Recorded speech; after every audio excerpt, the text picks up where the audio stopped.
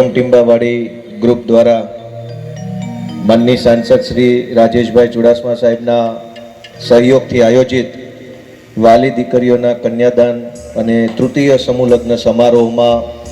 ઉપસ્થિત મંચ ઉપર બિરાજમાન સૌ સમાજના આગેવાનશ્રીઓ, મંચની સામે બેઠેલા સૌ સમાજના વડીલો, યુવાનો, આગેવાન દોસ્તો અને જે નવ દંપતીઓ આજના પવિત્ર દિવસે આ પવિત્ર પ્રસંગમાં પોતાના જીવનના નવા પથ ઉપર આગળ વધવા જઈ રહ્યા છે એ સૌ નવ દંપતીઓ, એમના પરિવારજનો બધાને પહેલાં હું ખૂબ ખૂબ શુભેચ્છાઓ પાઠવું છું અને સૌનો આભાર વ્યક્ત કરું છું. આજે ગરવા ગિરનારની ગોદમાં આ સરસ પવિત્ર કાર્યક્રમના માધ્યમથી જે દંપતીઓ જીવનના નવા રસ્તા ઉપર આગળ વધવા જઈ રહ્યા છે એમને ઈશ્વર ખૂબ સુખી રાખે, સમૃદ્ધ રાખે, હસતા રાખે અને બંનેના પરિવારજનો પણ ખૂબ પ્રેમ સાથે સમસ્ત જીવન જીવી શકે એવી હું ઈશ્વરને પ્રાર્થના કરું છું. આ સાથે આવા સારા આયોજનો સમૂહના થઈ શકે અને સમાજ હંમેશા એકબીજાના સામૂહિક સાથ સહકારથી આગળ વધી શકે એ માટે જે દાતાઓ દાન આપે છે અને સમાજના કાર્યક્રમો કરવા માટેનું પ્રેરક બળ પૂરું પાડે છે એવા સૌ દાતાઓને પણ હું શુભેચ્છા પાઠવું છું, એમનો ખૂબ ખૂબ આભાર વ્યક્ત કરું છું. આજે વિશેષ ખુશીનો દિવસ એ છે કે સમાજના આગેવાન શ્રી માનનીય રાજેશભાઈ ચુડાસમા પણ આ મંચ ઉપર ઉપસ્થિત છે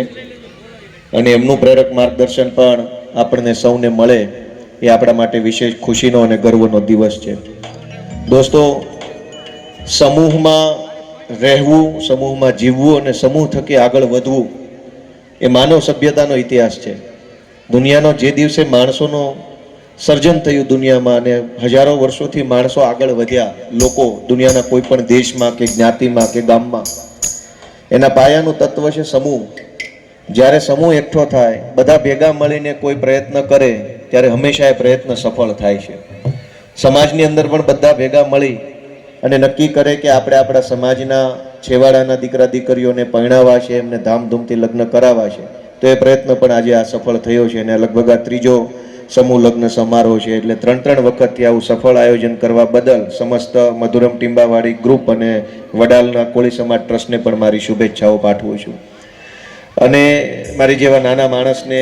તમે આ મોટા ભવ્ય કાર્યક્રમમાં બોલાવ્યો, માથે બેસાડ્યો, પુષ્પગુચ્છથી સન્માન કરાવડાવ્યું, એ બદલ પણ હું તમારા બધાનો ખૂબ ખૂબ આભાર વ્યક્ત કરું છું. અને અમારા જેવું કંઈ કામકાજ હોય તો જરૂર યાદ કરજો,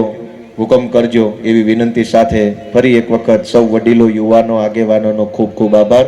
ભગવાન આપણને બધાને ખૂબ શક્તિ આપે, સાથે મળીને આપણે આપણા સમાજનું, આપણા વિસ્તારનું સારું કરી શકીએ એવી પ્રાર્થનાઓ સાથે